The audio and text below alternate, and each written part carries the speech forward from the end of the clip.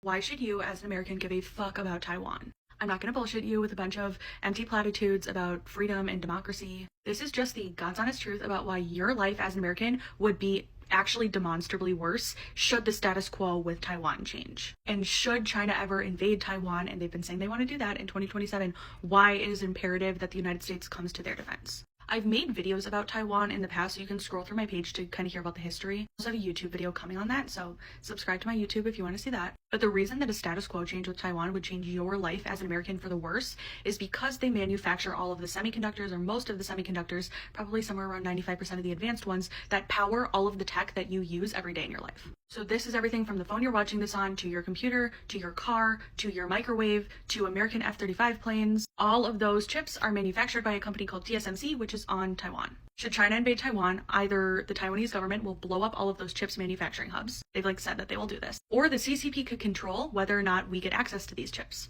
which would make all of the tech that you use today way more expensive if you can get access to it at all. And it would mean an immediate global depression. I just kind of want to put this into perspective for you. It's one thing to say, well, you don't even like using a phone, so, maybe we should all just get back to not using a phone, or, maybe we just shouldn't use AI. And that's a great personal decision. If you want to make it, go ahead. Making the personal decision not to use AI, or not to upgrade your phone as quickly, or not to use a smartphone at all, and actually it would be all phones that need the chips, but regardless, it's one thing for you to decide that you personally are willing to make that sacrifice. It's another for the US government to say that everybody in the country has to make that sacrifice. This would be a lot bigger than you just not getting to upgrade your iPhone as often.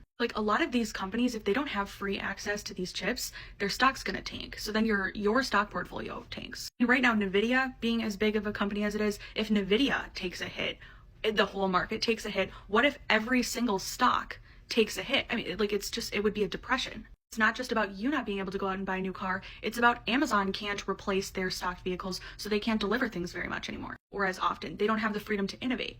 All the while, China would have access to some chips that they manufacture through Huawei, or if the Taiwanese government didn't blow up the TSMC factories, then China would have access to those. They could run away and choose not to help us, and we would just be sitting here screwed. If you're thinking to yourself, well, why don't we just build these chips manufacturing things ourselves?